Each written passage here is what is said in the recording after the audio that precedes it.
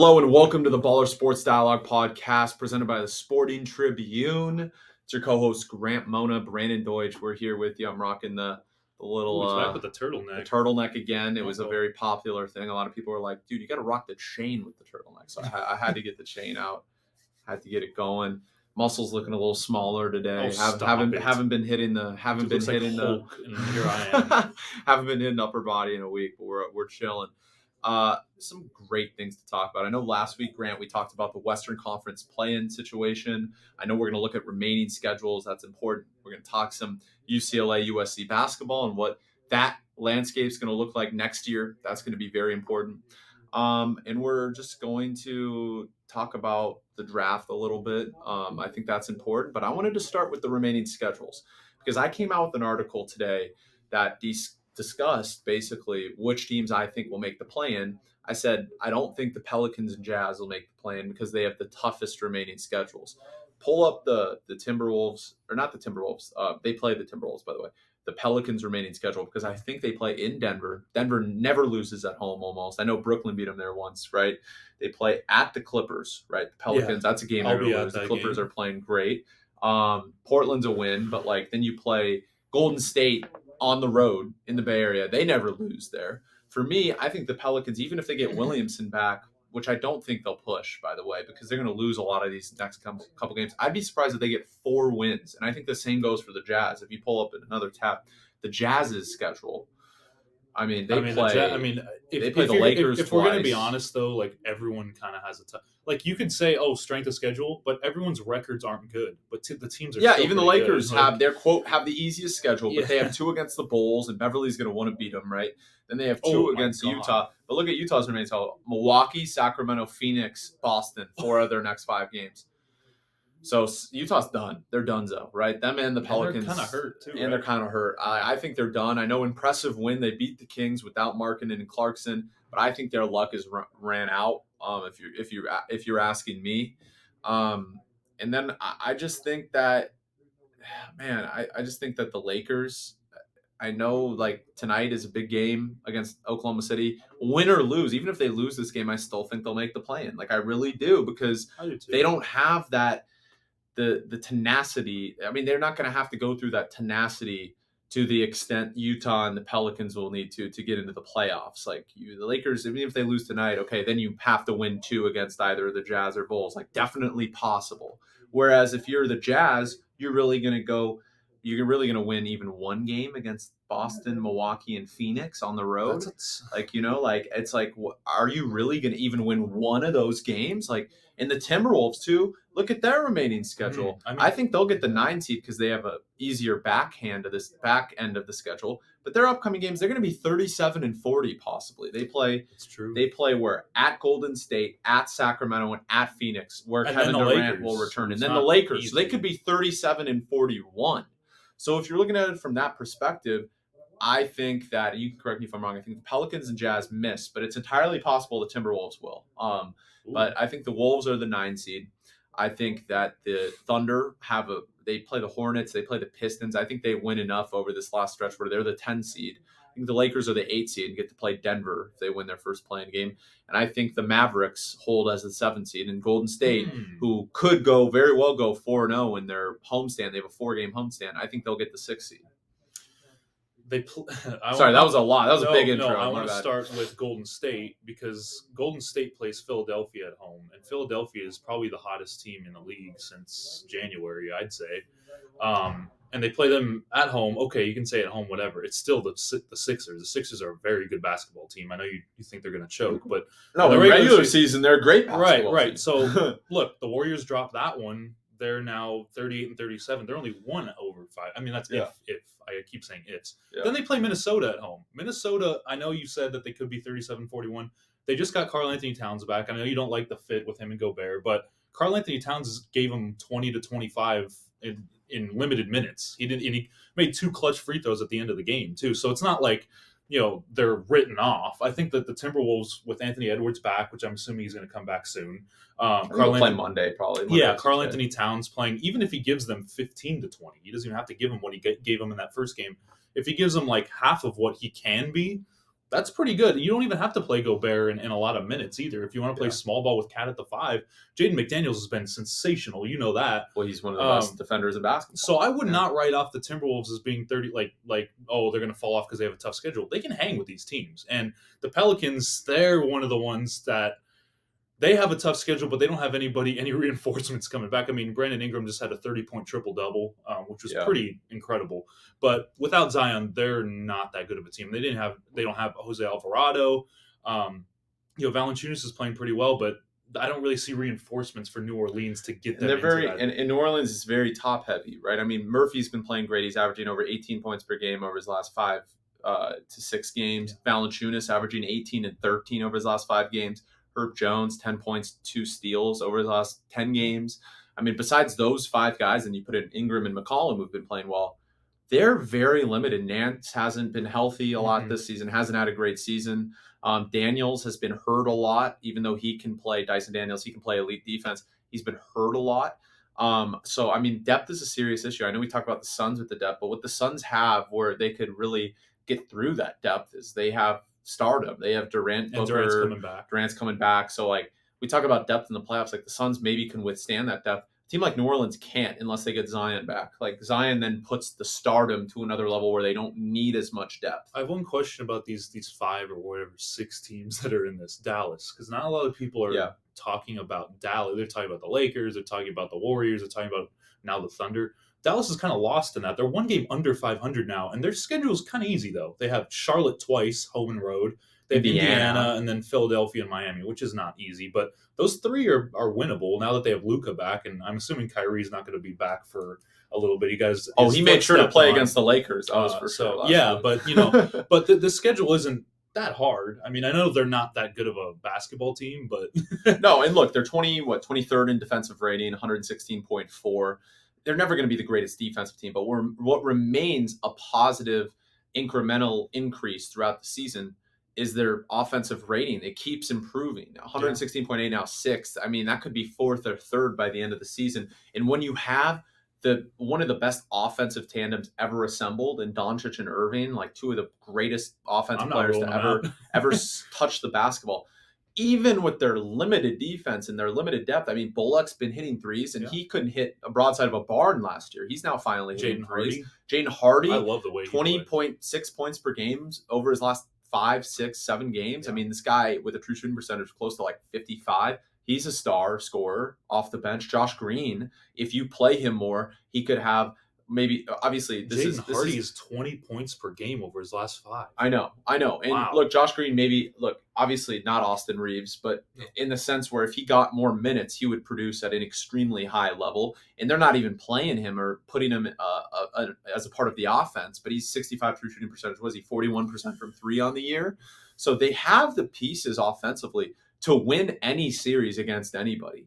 And I truly think, like, you can't tell me a team, I don't care how bad the team is defensively, you can't say, for me, I can't accept that a Doncic Irving team does not at least get to the playoffs. Because I think that, they're not going to miss the play-in tournament because you have that many good players. Like, it's just impossible. It's impossible for me. I mean, it's possible theoretically and statistically, but in my mind, it's impossible, if that makes sense, for Doncic and Irving, if they're on the court together, to miss the play-in tournament. Yeah. That's why I think they're the 7th seed. I think they'll win enough games. They have the tiebreaker over the Lakers now with that win, that Kleber shot. So, I mean, I really think that that's a team that is getting the 7th seed. And I think Golden State, we looked at their schedule. So you think so do you think Golden State will be 6th? Yeah, I mean, but Golden State is not doing anything in a series right now. I mean, they're going to have to play 4 games on the road. We've talked about this. Wiggins is not coming back for all we know the rest of the season, and I hope prayers out to him and whatever he's going through. Doesn't look like he's coming out. Then you're relying on Jonathan Kuminga, who's young. He's been playing good. Who's been playing great, but he's young and inexperienced.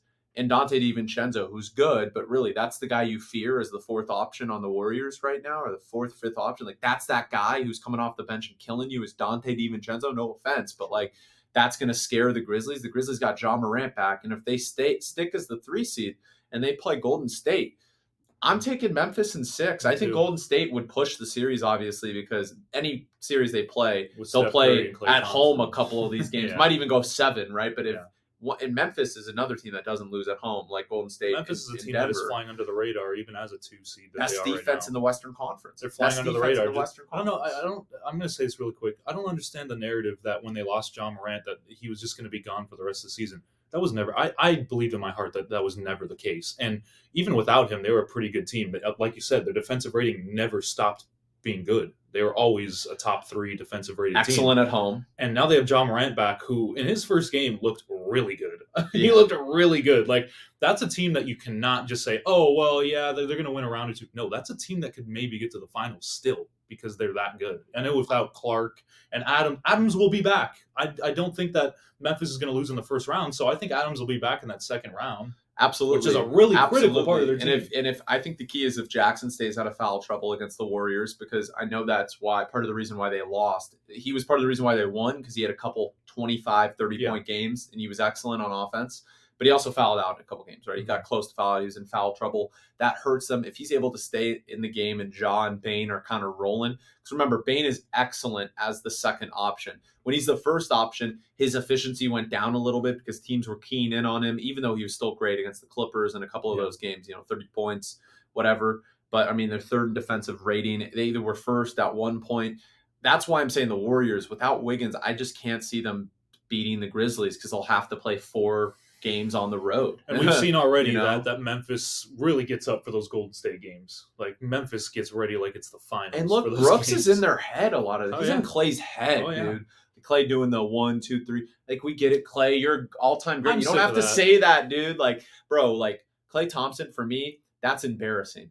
And look, I will never have the greatness of Klay Thompson in a basketball career. And very few people do. And respectfully, that's embarrassing to him because he's one of the greatest players to ever touch the basketball, one of the greatest shooters. And for you to go and say 1, 2, 3, 4, you know that something's wrong and you're not going to reach your goals this year if you're doing something like that. You just know there's some insecurity there. There's underlying insecurities there with Klay Thompson. If he has to go to the Grizzlies bench, a team that's never beaten them in the postseason, 1, 2, 3, 4. First of all, that tells me Memphis is going to kick their butt in the playoffs. You shouldn't care. First of all, dude, you have 4 rings. What does Memphis have? Like, don't care what they do. Just keep going. So what? You lost next game, right?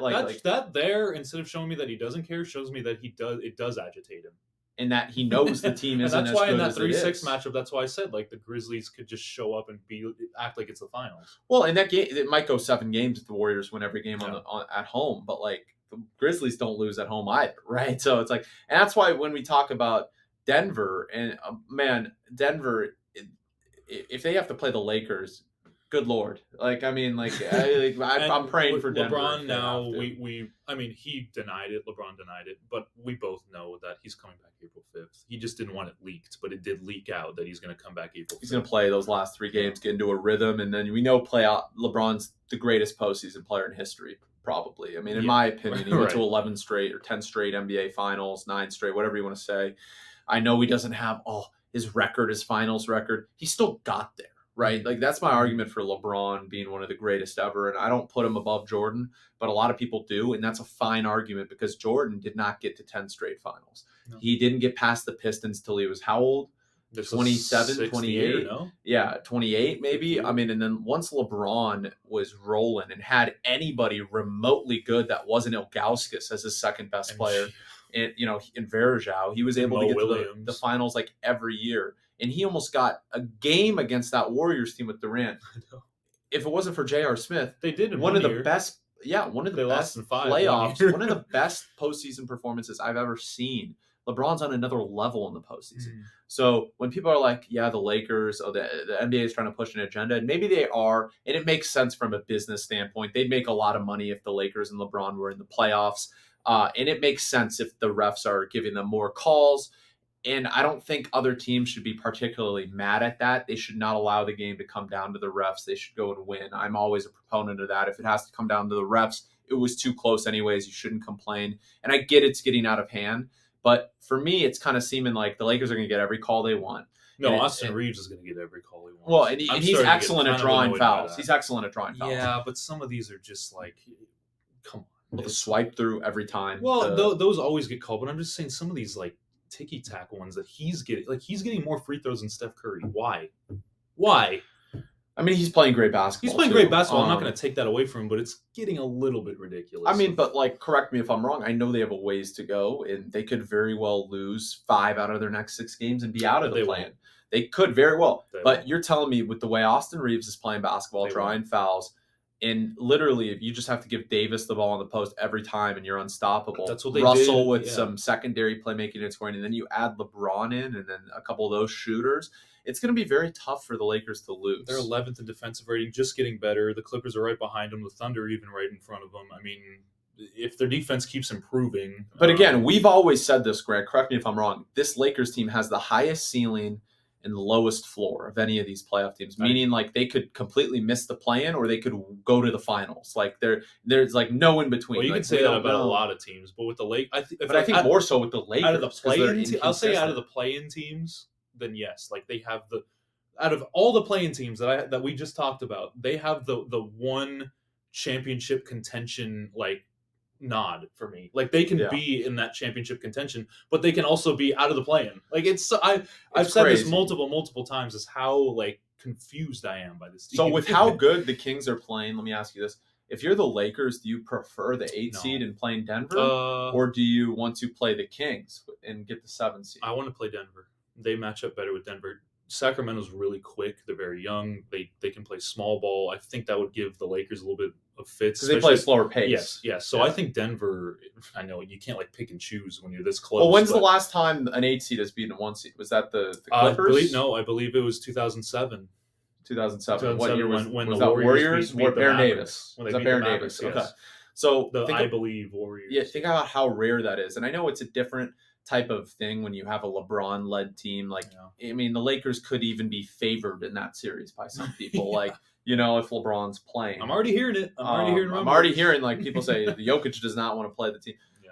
I would still think the Nuggets are slightly. Come on, they have to be favored a little bit. Like because they're gonna play. They're like what 32-7 at home this year. Really like they're gonna play 4 games at home. Mm-hmm. I think it's gonna still be very. I think there needs to be some caution with the Lakers because they got themselves in this deep pit, and it's possible for them to get out of it and win a first round series and a second round series and go on a run. But it's still unlikely. It's still hard when you're the 8 seed to go and beat a 1 seed, regardless of how much talent you have. It's still hard to be a 7 seed. We saw that when the Lakers played the Suns. I know if Davis doesn't get hurt, it's a different series.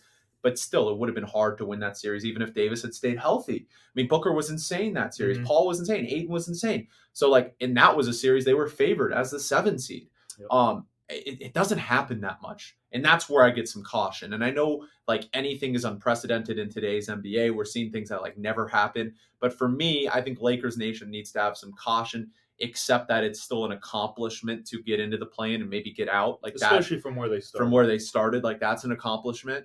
And then don't expect them to win that first round series. Just if they get out of the play, don't expect it. If it happens, great. Congratulations to them. But it's still going to be very difficult to beat the Nuggets, to beat the Kings, and even if they get the 6th seed, to beat the Grizzlies, if they somehow get the 6th seed. All of those, those teams are 1, 2, and 3 for a reason, is what I'm trying to say. Yeah. And remember, LeBron is not. It is a weaker West. Yes, of course. It's way weaker than last year, the years before. But that's not to say that nobody's at the top is not good. But that's what we said about Miami as the 1 seed for the East last year. We were like, this is the weakest 1 seed ever. Mm-hmm. And they still got 1 bucket away from the NBA Finals, right? So, you're a 1 seed for a reason. So everyone clowning Denver, yeah, we get it. They still have the greatest offensive center to ever touch the basketball, right? They still have some shooters. And if they get hot, we know Jamal Murray in the playoff series. That's why there's some caution for me specifically. Do you have anything you want to add before we get into some other before teams? We get into other stuff, I just want to mention one thing. Shut up, Bones Highland, man. Oh, yeah. Prayers to Paul George. I'm glad that it's not a serious injury. Avoided structural damage in his knee. He'll probably be back if they get to the playoffs in the late first round, second round, if they get past that. So shout out Bones Highland. Shout out Terrence Mann. I still think the Clippers are going to be fine. I just want to mention that about the Clippers. They're the Suns, I'm pretty sure that it's going to be 4 or 5. Suns Clippers. That's all I wanted to mention about those. Because I think the general consensus now, and I know they're probably going to flip-flop, but I think that the Suns and Clippers are going to play each other. And by the way, don't count out the Clippers in that series. The way Kawhi Leonard is playing basketball, surgical and getting to his spot. And by the way, we've been big proponents of Bones getting minutes, Terrence Mann getting more minutes. I don't want to say a blessing in disguise because obviously you want Paul George, but now Ty Lue is forced to play talented guys like Bones Highland, Terrence Mann, even Robert Covington, 7 points at the end of the game. I know he tried his best not to play him, but he had to. If you start in Norm Powell coming back, in the way Kawhi Leonard's playing, man, and Batum spot up shooting, like I'm just saying. I mean, they make that a series. They make that a series for sure against Durant. And look, that's going to be, oh my gosh, you're going to see in media. I'm just preparing you guys. If that's the 4-5 series, every single person is going to take the Suns in 4 or 5. Oh, yeah. And it's going to go 6 or 7 games. I'm telling you right now, it's going 6 or 7 games if that's the series. I'm telling you right now. I don't know what direction. Like, the Suns should still be favored, of course, because of their talent. Right. But I'm saying, like, I wouldn't be so sure to count out the Clippers in that series. I'm preparing you listeners right now for the narrative that's going to come out when those two teams match up. No Paul George. I know Kawhi Leonard's great. Suns in 4, Suns in 5. You're going to see the Suns are going to have some problems playing the Clippers. The Clippers are an elite defensive team when they want to be. To massacre the yeah, Suns exactly, bench. Exactly. I mean, that's what's going to happen. So I'm just preparing you guys. Yep. Don't be surprised when the Clippers start winning against the Suns and it's 6 or 7 games, because that could definitely happen. And I want that to happen because I think Durant deserves that for going to Phoenix. I really do. I think, and this is a hot take, I love Kevin Durant. I think he's one of the most talented players to ever touch the basketball. I don't think he has any legitimate rings. I don't think any of those are legitimate. You went to a 73-win Warriors team. You won. Yeah, you were the best player of that team. Congratulations. You were. He was the best player in that team. Those teams that won the championship. He got 2. That's what I was. And he was great.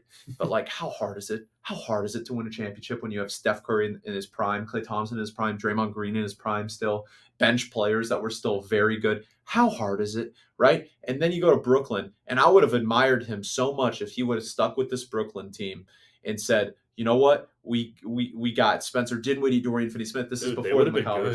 It would have been really good. And that would have been a great test for Durant to show his greatness.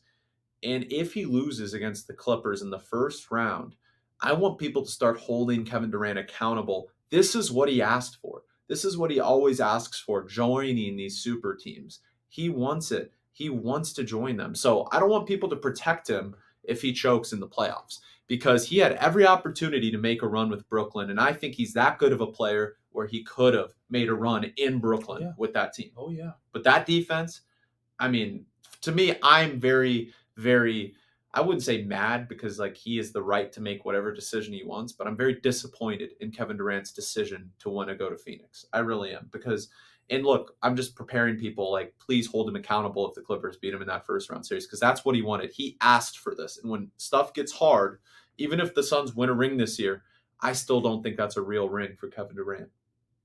I don't.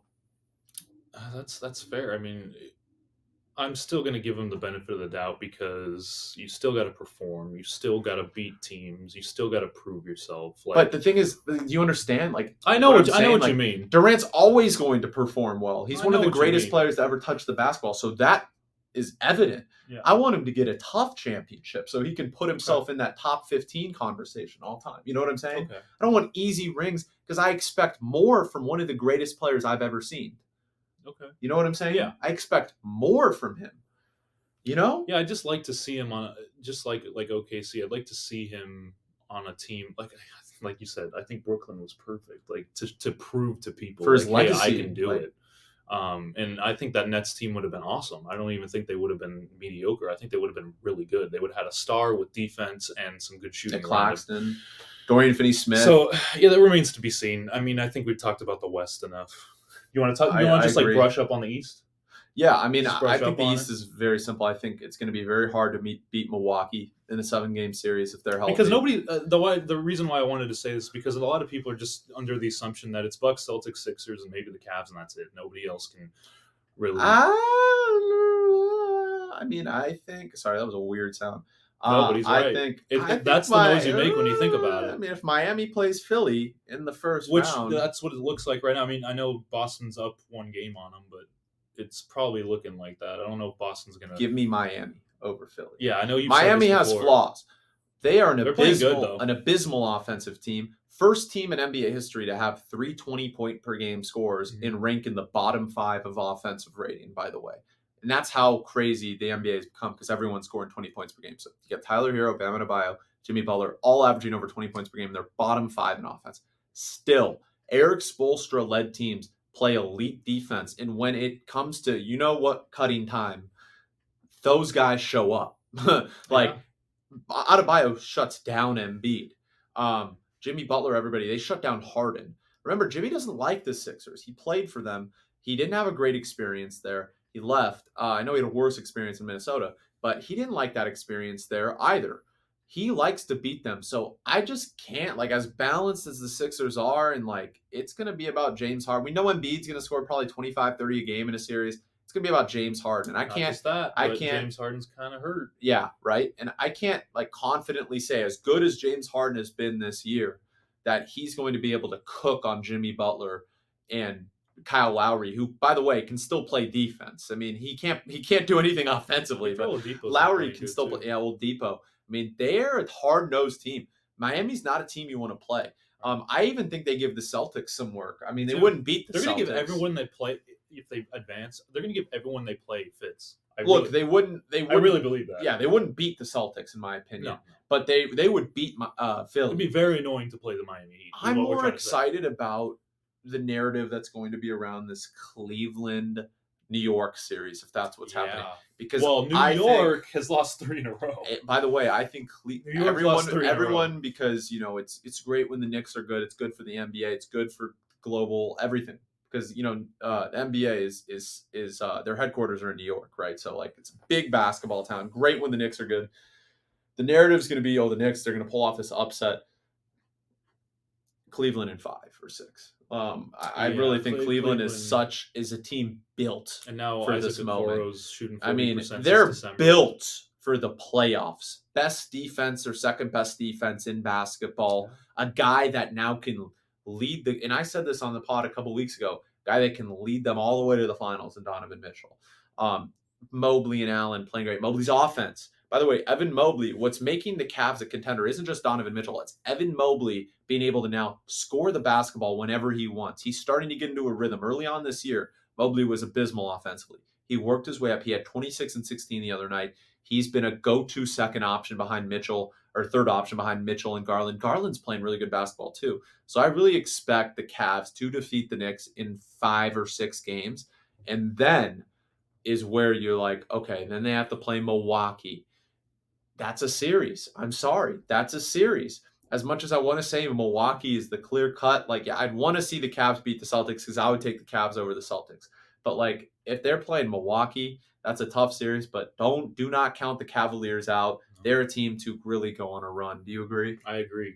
What do you think about the Eastern Conference play-in? Because everyone's talking about the West and how close it is, but the Eastern Conference play-in is kind of intriguing. I think the Bulls are playing very good basketball, and if they win one of those games or both of those games against the Lakers coming up, they'll be in an excellent position. And they have a guy like the Cavs, they play defense, and they have a guy, Zach LaVine, who can score at will 40 points whenever he wants, right?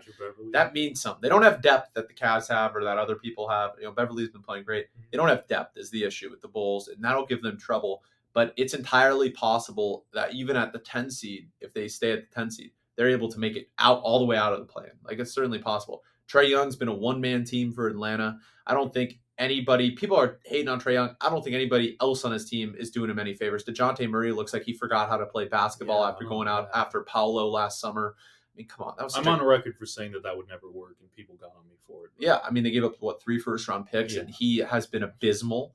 And I know people are like, oh, well, he hasn't been – who cares? Trae is the guy. Trae's the guy. Oh, you can't get into a rhythm. Trae Young can play basketball. He's one of the best offensive players we've seen in this sport in the last 5 years. I mean, he averaged 30 points per game at Oklahoma as a 6-foot freshman at 150 pounds.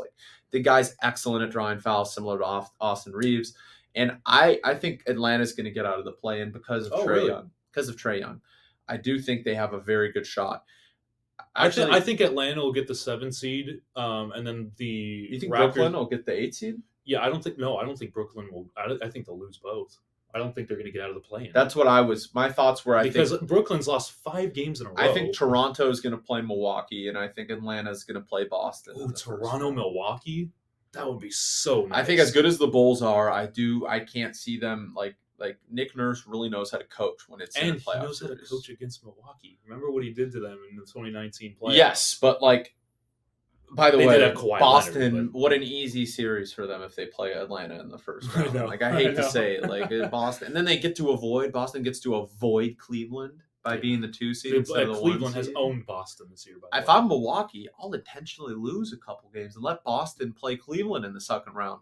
I want to play Miami in the second round. Mhm. I want to play Atlanta in the first round, Miami in the second round if I'm Milwaukee. I don't want to play Cleveland in the second round. So if I'm Milwaukee, they're separated by 1 game. Strategically, I'm thinking, and look, I know it's a bad mindset to avoid teams, but like strategically, I'm saying maybe sit Giannis a couple games, maybe get to that 2 seed, let the Celtics get the 1 seed.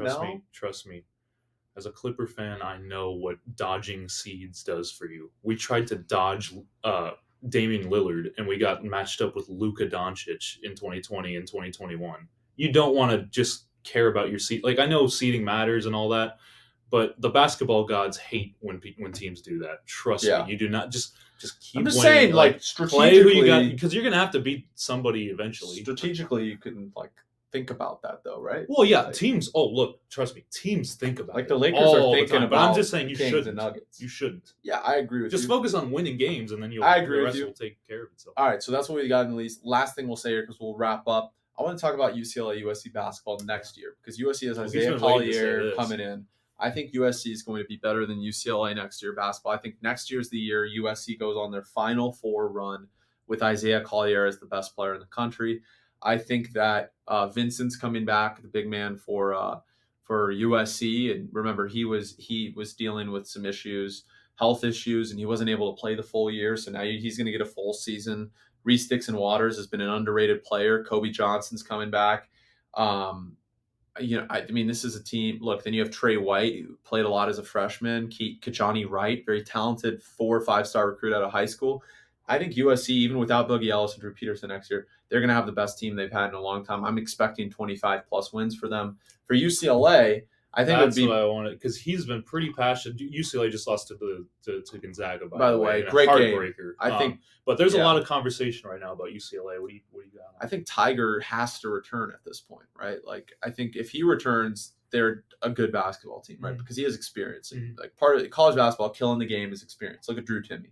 Yeah. Right? Like, experience. He dominated UCLA. What do you have, 36 and 16? 36 and 16. Yeah. Although he needs to learn how to shoot free throws. But, like, okay, you get Tiger Campbell back, best case scenario, right? Jaquez gone. Amari, I don't care what anybody says, gone. He's going to be a first-round pick. Clark maybe comes back. If Clark comes back, it's a different story. Singleton. Singleton's exercised his he's gone. That's what I'm saying. But I'm saying if Jalen Clark comes back, maybe they're better than USC, because then he was great and Tiger's great, and then basically you just develop Dylan Andrews. Bona's probably going to come back, so then they're good. But worst case scenario, Tiger doesn't come back, Jalen Clark doesn't come back, and then Dylan Andrews, who averaged 2 points per game, is now your ball handler and your best player. Bona, who I think is going to come back. He probably has to become more of an offensive force. I mean, Will McClendon then has to be there, and they don't have a great recruiting class. Sebastian Mack and Brandon Williams, great players, but like, do they play right away? They're freshmen. Like Mac Etienne, he has to step up. I just kind of see. I'm riding with USC next year. I think next year is the year USC is better than UCLA at basketball. I stand by it. Okay. What are your thoughts there? My thing is that I know that UCLA they're probably going to lose a lot of people, but look at these 3. I mean, one's a 3-star, 2 or 4 stars. There's no 5-star recruits in here that UCLA like Amari, right? But 3 top 100 guys is pretty good. To fill roles, and USC only has 2 top 100. You're going to get 2 wings and a guard, which is kind of what they're losing right now, right? They're losing Hopkins, who's a wing. I mean, they're going to maybe lose Tiger. So you think Tiger Campbell stays? I think is he going to play in the NBA next year after that performance against Gonzaga? I think he has to come back now. He has to. Because he's probably going to be the guy when he comes back. But that's what he needs. That's what he needs if he wants to go to the NBA. Like, he needs to. And I know he's 23, 24. Like, for me, it's like, if you got the NIL money and you're risking maybe playing overseas, I'd rather be the best player at UCLA and make $500,000 to $1 million at NIL money. Shout out Josh, who said that. Charity strike. But like, man, like, I'd rather have that than play overseas where you'd be making less money, arguably. And he's getting everything in the world. So it's like, if I'm Tiger, I come back because, like, there's this chance I might not be able to go to the NBA. Bona, that's another thing. I think he comes back, and that's starting to be a good team. Jalen Clark, I do think, enters the draft even after tearing his ACL. I think he raised his draft stock enough where teams want a wing that plays defense. He can do it even at 6'5". Then you're relying on Dylan Andrews, Will McClendon, a lot of these guys to improve. And what Cronin is very good at, and I'll give him credit, excellent at, is player development. These guys turn into diamonds. Like Jaquez had no business ever playing in the NBA. Yeah. And he turned himself into an NBA player through development, through defense, through all of it.